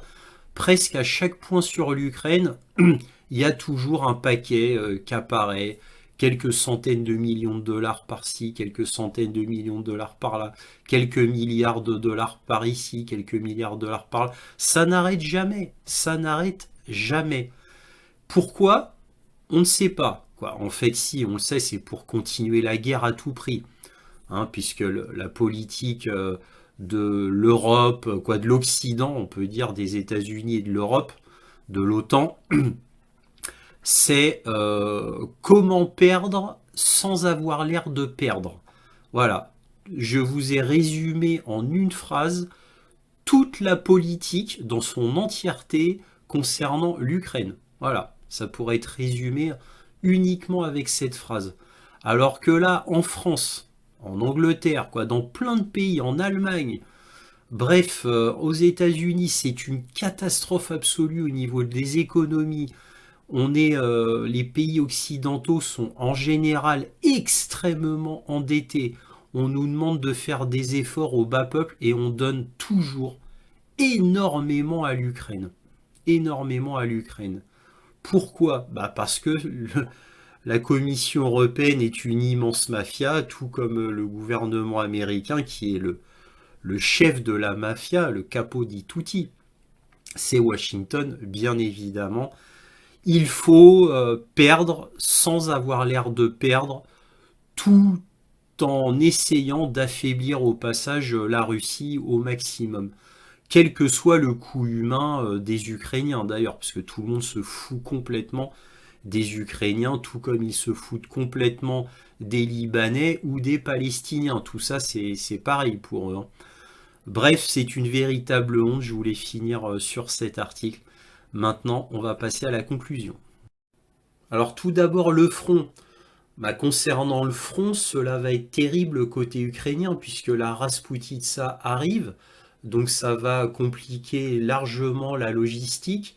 Logistique est absolument vitale pour les soldats ukrainiens étant donné qu'ils ont un moral extrêmement bas, qu'ils manquent de munitions, qu'ils manquent de tout. En réalité, eh bien ça va rendre la situation encore plus difficile. Alors déjà que les Ukrainiens ne pouvaient plus se permettre de faire de rotation depuis déjà très longtemps. Alors évidemment, je parle de manière généralisée, hein.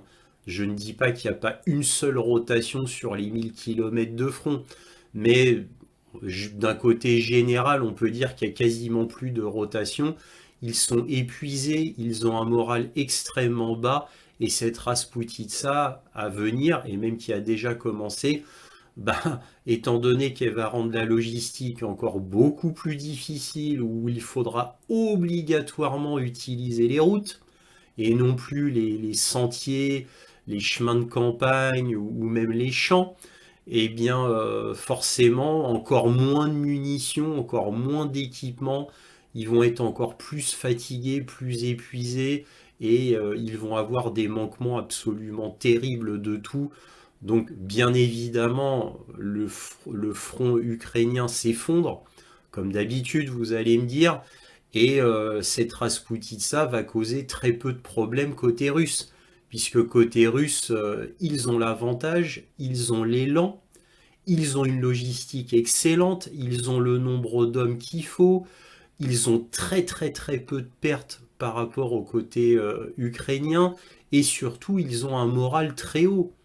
Hein. Bah oui, vous faites partie de l'armée qui va être victorieuse, et de manière inéluctable. Imaginez-vous la motivation et, euh, et la volonté de continuer. Donc c'est très important de souligner cet aspect-là. Sans compter l'hiver. L'hiver qui arrivera bientôt, après l'automne évidemment. Donc des températures pouvant descendre jusqu'à moins 30 degrés. Imaginez-vous. Donc là, ça va être absolument terrible. Et pas que pour les soldats, pour la population en général en Ukraine. Et comment vont-ils faire? Avec 50% des installations de génération électrique, de générateurs électriques qui a été détruit, et 80% d'électricité en moins. Eh oui, ça c'est d'après les dires de Zelensky, ne l'oublions pas. Donc l'hiver va être absolument terrible, et c'est pour ça que moi, pour ma part, entre la Rasputitsa, l'hiver, le fait que les Russes avancent perpétuellement, qu'il y a un effondrement côté ukrainien qui est maintenant absolument énorme, et évidemment, plus le temps va passer, bah, plus l'effondrement va se précipiter. Moi, je gage que la guerre sera finie en décembre. Évidemment, ce n'est que mon opinion et je peux me tromper. Mais tout concourt à montrer que ça y est, la fin se précipite. Et maintenant, j'ose dire une fin. Et pour moi, je parierais sur fin de l'année. Voilà, mais encore une fois, ce n'est que mon humble opinion. Donc concernant le front, une véritable catastrophe. En plus, on a un Zelensky ben, qui fait toujours ses tours, il est toujours en voyage. C'est l'éternel voyageur à quémander des armes, de l'argent, des nouvelles autorisations qu'il n'aura plus jamais. Donc maintenant, il peut mettre une croix dessus. C'est terminé. Au moins par 3 reprises, il a demandé très officiellement à Washington le droit de toucher la Russie en profondeur. À 3 reprises, on lui a dit non, la dernière étant la réponse définitive. Donc, c'en est terminé. De plus en plus de hauts diplomates européens et même américains commencent à dire à Zelensky il faudra négocier avec les Russes tout en se désistant bah, des 4 oblasts déjà prises et bien sûr de la Crimée. Zelensky lui répond toujours invariablement qu'il n'en est pas question. Alors, des membres de la Commission européenne ont suggéré que Zelensky dise à Poutine, eh bien, bon, bah, garde les territoires. Pour l'instant, on t'accorde la souveraineté pour les territoires, les 4 oblasts et la Crimée, mais ce sera que temporaire. Hein. C'est temporaire. Hein. Au bout d'un moment, il faudra qu'on les récupère. Donc, vous voyez, les responsables européens, ils en sont à ce niveau de pathétique et de grotesque, parce que bien évidemment, Vladimir Poutine qui a le vent en poupe, qui est sur le chemin de la victoire, qui n'arrête pas de prendre des territoires, pourquoi il accepterait de négocier maintenant? Je vous avais déjà dit quand Zelensky avait insulté le Brésil et la Chine aux Nations Unies en rejetant de manière assez insultantes leur plan de paix, je vous avais dit à ce moment-là que Vladimir Poutine était bien content. Il était bien content parce que Vladimir Poutine a dû jouer les hypocrites quand il a reçu Modi, Xi Jinping et Lula qui leur présentaient leur plan de paix à eux. Et bon, il avait dû dire diplomatiquement, ah, attendez, je vais réfléchir, je vais réfléchir. Bon, nul n'est dupe, bien non, il n'y a rien à réfléchir pour Vladimir Poutine, il n'en veut pas. Et il a été roulé tellement de fois dans la farine pendant presque 10 ans, Vladimir Poutine, que maintenant, même s'il y avait des négociations, tout le monde était d'accord et qu'il y avait un traité signé qui décrit tout point par point, comment voulez-vous que Vladimir Poutine pourrait faire confiance à un tel traité? Qu'est-ce qui lui dirait que dans 1 an, 2 ans, le traité ne sera pas violé? Étant donné que les traités signés par l'Occident, que ce soit l'Europe ou les États-Unis, ne représentent qu'un bout de papier, vu qu'ils ne tiennent pas leurs promesses, étant donné qu'ils n'ont aucune dignité et aucun honneur. Est-ce que Vladimir Poutine, même s'il arrivait à trouver un traité qui arrangerait les deux parties, est-ce que ce traité sera respecté? Il aurait le droit de se poser la question. Et il aurait le droit même de refuser tout traité.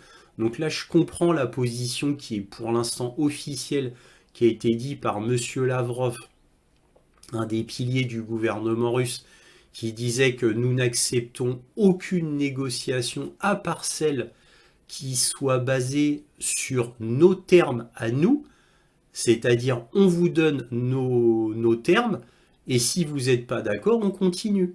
Bon, les termes, vous les connaissez, je vous les ai répétés presque, pas chaque semaine, mais au moins une fois sur deux. Je ne vais pas les répéter encore une fois concernant les buts des Russes en Ukraine. Donc voilà, on a Boudanov qui lui, bon bah on le savait déjà, hein, sauf que maintenant c'est officiel, où il a dit qu'à plusieurs reprises il a fait des tentatives d'assassinat de Vladimir Poutine. Bon, voilà quoi. Alors que, je sais pas si vous vous souvenez, il y a très longtemps de cela, à un moment donné, il y a Zelensky, c'était au début de la guerre, je crois dans les 5 ou 6 premiers mois, Zelensky qui avait dit au Premier ministre israélien ah, vous pouvez dire à Poutine qui ne tente pas de m'assassiner, vous pouvez lui dire, hein, parce que bon, bah, moi j'ai peur pour ma vie. Et le Premier ministre israélien, je crois que Naftali Bennett, avait dit ça à Vladimir Poutine, il avait relayé le message, et Poutine avait dit mais non, en aucun cas j'ai des velléités de tuer Zelensky, ça ne se fait pas, ce serait indigne de ma nation. Mais bon, voilà, encore une fois, hein, l'honneur et la dignité ne va toujours que dans un seul sens. Hein, c'est toujours pareil, hein. On voit d'ailleurs ce que font les Israéliens en Iran et les États-Unis d'ailleurs en Iran, en Palestine et au Liban. Bon, voilà, comme je le dis souvent, Israël fait comme son maître, et bien l'Ukraine fait comme son maître, hein. N'oublions pas qu'Israël et l'Ukraine, même combat et même maître, même marionnettiste, hein, puisque le sommet de la pyramide du pouvoir en Occident, c'est Washington, hein, ne l'oublions jamais. Tous les autres pays sont des États vassaux, à part quelques exceptions. Bref, voilà ce qu'on pouvait dire en conclusion. Maintenant, je vais peut-être finir quand même par euh, un résumé de la stratégie de l'OTAN en une phrase. Alors je vous l'ai écrit dans les titres, hein, pour ceux qui ont bien suivi, quand vous démarrez les vidéos, je mets les titres principaux.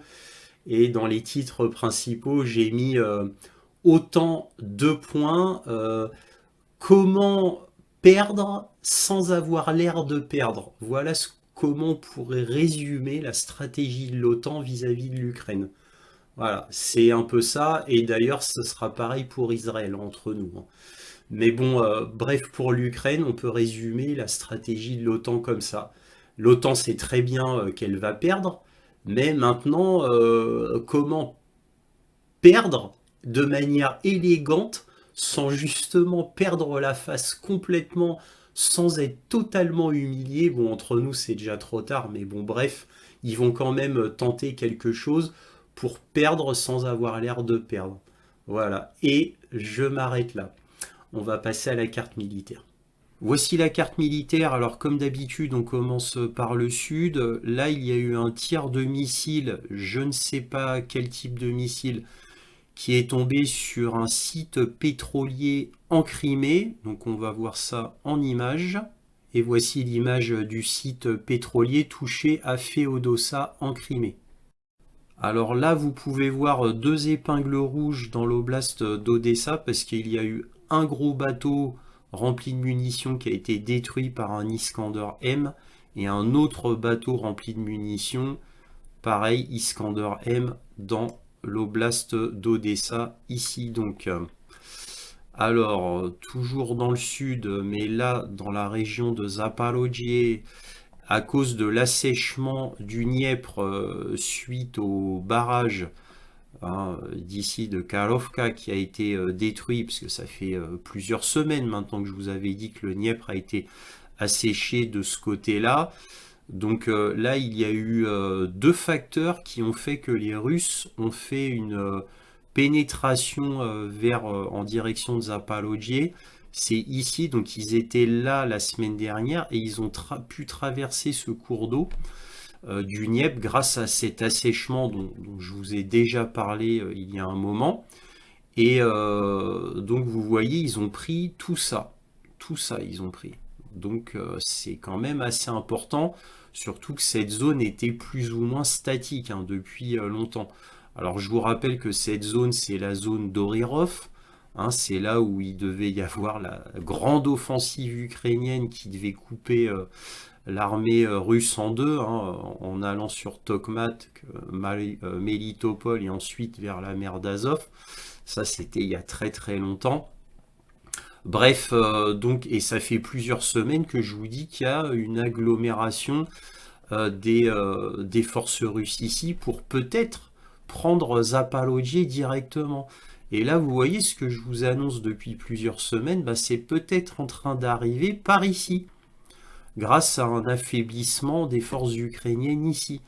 Donc ce que je pressentais depuis quelques semaines, c'est en train d'arriver apparemment. Mais nous verrons.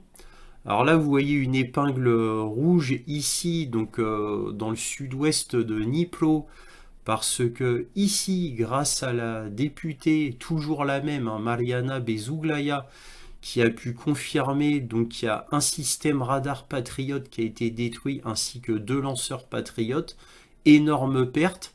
Surtout que ce système radar était accompagné évidemment de toute une équipe. Alors certainement des techniciens américains et puis peut-être même des techniciens ukrainiens, donc des gens qui ont été très très longuement formés. C'est entre 1 et 4 ans de formation quand même, suivant la qualité du technicien que l'on veut. Donc énorme perte côté ukrainien. Bref, là vous voyez une autre épingle rouge parce que dans la région de Pavlovgrad, il y a eu la 72e brigade, et oui, tous ceux qui ont pu fuir d'Ougledar se réunis à Pavlovgrad et manque de peau pour eux.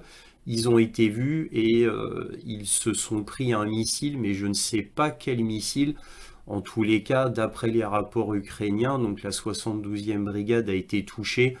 Mais on ne connaît pas l'ampleur des dégâts. À mon avis, tout ça restera très très secret, puisque ça reste côté ukrainien, mais ça a été quand même dénoncé par le côté ukrainien. Continuons. Alors maintenant dans l'oblast de Donetsk, donc là sur Ougledar, rien n'a changé ici. Par contre, juste un peu plus au nord, vous voyez qu'il y a eu des avancées relativement importantes russes, ici, donc ici et ici. Donc ça continue. Là, c'est très intéressant, puisque là, les Russes ont avancé pas mal. La semaine dernière, ils étaient là. Donc ils avancent vers Koulakovier. Alors, Koulakovier, c'est très important. C'est là où il y a la plupart des obusiers César qui frappaient Donetsk. Alors, maintenant, comme je vous le dis depuis plusieurs semaines, ça fait un moment que Koulakovier ne tire plus d'obus sur Donetsk. Et c'est une bonne chose parce que c'est uniquement côté civil, hein. Donc bonne avancée ici. Ici, là ça y est, les Ukrainiens qui étaient là ont fait une retraite et ils se sont concentrés là, mais ils se sont arrêtés là, ils n'ont pas continué leur retraite. Alors ce que je comprends pas, donc ça c'est les lignes de la semaine dernière, vous voyez, grosse avancée russe, mais ce que je comprends pas c'est pourquoi ils continuent pas leur retraite. Parce que là, il y a un chaudron qui est en train de se faire. La semaine dernière, je vous avais mis un C et un H en bleu pour vous dire qu'il y a un chaudron en train de se former. Je ne comprends pas la stratégie ukrainienne. Qu'attendent-ils ici? Parce qu'ils se concentrent ici. Alors peut-être pour protéger le flanc nord de Koulakovier qui est absolument stratégique pour eux. Hein, parce qu'il y a 3 semaines, je vous avais montré une flèche comme ça, bleue, pour vous dire qu'ils veulent prendre Koulakovier par le nord. Hein, et peut-être que c'est pour protéger Koulakovier. Je ne sais pas, nous verrons bien. Là aussi, grosse avancée russe. Hein, donc je vous montre un petit peu là, comme ça. Grosse avancée russe, et vous pouvez voir que l'avancée russe a pique vers Paklovsk et côté sud, hein, toujours côté sud. Donc Vouchnevier là, Vouchnevier va être prise par les Russes. Alors évidemment Selidovier aussi, hein. Selidovier c'est très très important, très très important, mais les Russes ont commencé à entrer dans la ville, mais il y a pas mal de résistance dans Selidovier. Par contre, Vichnevier, là, ça va être pris hein, très facilement. Ça s'est très très peu fortifié, contrairement à Selidovier qui a été quand même assez fortifié. Donc vous voyez que les Russes avancent surtout côté sud vers Paklovsk, bien évidemment. Et là, regardez ici tout ce qui a été pris par les Russes, hein. Donc là, vraiment, ça avance énormément, énormément, hein. Là, la ville de Lizivka, va tomber, bien sûr. Donc, il est clair que les Russes ont abandonné entièrement l'avancée pour prendre en tenaille vers le nord, Paklovsk, ils ont abandonné. Moi, je pensais, comme je vous le disais au début, il y a des semaines de cela, je pensais que d'ici, ils allaient prendre en tenaille Paklovsk. Apparemment, non, ils ont vu une grosse faiblesse sur le sud, donc ils vont prendre Paklovsk vers le sud. Apparemment, il n'y aura pas de tenaille. Alors peut-être que je me trompe, hein, peut-être que ça va se débloquer ici et vont prendre par le nord, parce qu'ils ont toujours fait comme ça les Russes. Mais apparemment, il y a absolument rien, et ça fait au moins, allez, 1 mois et demi qu'il n'y a aucune avancée nord, voilà, côté de Paklovsk, mais par contre des avancées perpétuelles, perpétuelles sur le sud. Toutes les semaines, il y a des avancées. Donc Paklovsk, évidemment, vous voyez une logistique absolument énorme, je vous en ai longuement parlé, je ne vais pas y revenir, mais ce sera absolument terrible quand ça tombera. Alors, ici, Toretsk. Alors Toretsk, contrairement à ce que je vous ai dit dans l'introduction, en à peine 2 jours, là, il y a eu beaucoup d'avancées. Alors, j'ai eu des nouvelles informations vendredi soir et ce samedi matin. J'ai eu des nouvelles informations. L'introduction a été faite vendredi dans l'après-midi. Donc, j'ai eu des nouvelles informations. Ils ont beaucoup avancé, les soldats russes, dans Toretsk. Et là, maintenant, ils auraient pris près de 60% de Toretsk. Contrairement aux 30 ou 40% que je vous avais dit dans l'introduction. Donc là, près de 60% de Toretsk. Donc évidemment, quand Toretsk va complètement tomber, comme je vous l'ai répété moult et moult fois, ça va être absolument terrible côté logistique, puisque des grandes routes comme vous pouvez le voir ici, passent par Toletsk. Donc ça va être absolument terrible. Alors là, vous voyez un cercle en pointillé vert. Alors ça, c'est pour vous montrer la zone où est tombé le S-70, le gros drone russe. Les débris sont tombés dans cette zone-là, donc la zone de Kostiatynivka. Et là, justement, ben, côté est de la ville de Kostiatynivka, eh bien, il y a eu un missile russe qui est tombé, apparemment un Iskander M ou un ODAB 1500, mais d'après ce que je vais vous montrer, d'après Slaviangrad, ce serait l'équivalent d'un FAM 1500. Et pourquoi on l'appelle ODAB 1500? Bah, parce que c'est une bombe thermobarique. Donc là, c'est une bombe thermobarique qui serait tombée sur un centre logistique à Konstantinivka. Je vais vous montrer l'image. Ici, vous pouvez voir une photo du centre logistique ukrainien de Konstantinovka qui a été détruit par une bombe thermobarique de 1500 kg. Voilà, donc on continue. Donc là, sur Chassivyar, il ne s'est rien passé. Ça fait un moment qu'il ne se passe rien sur Chassivyar. Donc apparemment, les Russes, là, ne font que résister. Alors, tout simplement parce que, d'après moi, ce que j'ai compris dans les rapports russes, c'est parce que ils ont redéployé beaucoup de leurs forces dans les zones qui sont pour eux beaucoup plus importantes, c'est-à-dire ici dans la région de Toretsk et bien entendu dans la région de Donetsk, bien sûr. Donc voilà pourquoi Chassivyar, il ne se passe pas grand-chose depuis un moment.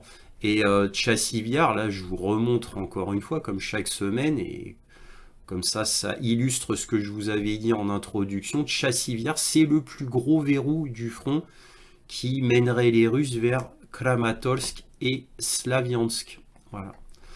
Alors là, dans la région ouest de Siverodonetsk, donc là, il y a eu une avancée russe, voilà, donc qui va vers Serebrianka, ici, donc c'est le fameux chaudron de Siversk. Donc là, il y a eu une avancée relativement importante. Ça reste à confirmer malgré tout, parce qu'apparemment les rapports ne sont pas très clairs. Ça reste à confirmer, mais en tous les cas, si c'était vraiment le cas, ça ferait une assez grosse avancée russe dans la région de Siversk. Et vous pouvez voir, hein, quand Chassivyar tombera ainsi que Siversk, c'en sera fini pour Kramatorsk et Slaviansk. Et aussi d'ailleurs pour Krasny Liman. Krasny Liman qui est un objectif important russe, mais pour l'instant, ils ne font pas vraiment d'efforts ici pour prendre Krasny Liman. Alors là, par contre, il s'est passé quelque chose dans l'oblast de Kupiansk. Kupiansk qui a eu une grosse avancée ici. Donc Kupiansk, zone ultra stratégique. Donc là, vous voyez la rivière Oskol. Parce qu'évidemment, comme je vous le répète, chaque semaine, les Russes veulent s'adosser à la rivière Oskol, bien entendu. Et la prise la plus importante du nord, ici, toute cette zone, c'est Kupiansk. Ville importante. Et là, les Russes ne sont plus qu'à 2 km de Kupiansk. Kupiansk va jusque là, donc ils ne sont plus qu'à 2 km. Voilà, sur Lipsi, Vovchansk, il ne s'est pas passé grand-chose, donc on ne va pas en parler. Par contre, sur Kursk, donc là vous voyez ici, vous voyez l'oblast de Soumy, et là l'oblast de Kursk, tout du moins là où il y a le front de Kursk, et Souja. Donc pour vous refaire un petit peu le point là-dessus, Souja c'est la base des forces ukrainiennes de Kursk qui sont alimentées par l'oblast de Soumy, hein, via cette route principale. Alors évidemment, avec la Rasputitsa, là, ça va être encore plus difficile pour les Ukrainiens d'être approvisionnés. Moi, à ma connaissance, ça fait déjà 2 semaines qu'ils ne sont plus du tout approvisionnés. Et avec la Rasputitsa, il restait plus que cette route. Cette route, ça fait déjà des semaines qu'elle n'est plus praticable. Donc, et l'approvisionnement qui pouvait être fait via les champs, les sentiers, etc., ça ne sera plus praticable du tout à cause de la Rasputitsa. Donc Souja va se trouver bien esselé. Alors là, les Russes ont fait 2 avancées importantes sur Kursk. Vous pouvez voir que ça se réduit énormément et que les forces russes appuient principalement sur le côté ouest de Kursk. La semaine dernière, ils avaient fait une grosse avancée ici dans le sud-est. Et là, maintenant, ils poussent sur le nord-ouest de Kursk. Et évidemment, ils se dirigent vers Souja. Là, les forces ukrainiennes sont en train de battre en retraite pour se réfugier dans Souja. Alors là, étonnamment, là, c'est extrêmement rare que je mette des épingles bleues. Pendant des semaines, les Ukrainiens n'ont pas arrêté de pousser toujours dans cette zone-là. Ils se faisaient massacrer à chaque fois. Et là, à force de mettre des soldats, ils ont pu quand même pénétrer et y rester un peu sans se faire complètement balayer. Et là, bravo à eux, hein, là, bravo à eux. Donc, ils ont mis énormément de force dans ces 2 pointes-là. Je vous rappelle que toutes les semaines, ils essayaient de pousser, hein, chaque fois que je vous faisais le point, mais ils n'arrivaient jamais vraiment à pénétrer. Et là, ils ont réussi à pénétrer là, dans ces 2 zones-là. Donc, bravo, bravo à eux. Alors, à mon avis, ça tiendra pas énormément, hein, bien entendu, comme d'habitude. Mais bon, voilà, ils ont avancé. 2 épingles bleues. C'est rarissime que je mette des épingles bleues. On va voir combien de temps ils arrivent à tenir. Alors, évidemment, ils veulent prendre les forces russes à revers, hein, sur leur arrière. Évidemment, ils vont bien entendu échouer. Mais c'est comme ça avec les forces ukrainiennes. Et voilà ce qu'on pouvait dire sur la carte militaire. Voilà, si cette vidéo vous a plu, un petit pouce, un abonnement, éventuellement un petit don. Merci à tous de votre soutien à cette chaîne. Et toujours, soyez curieux.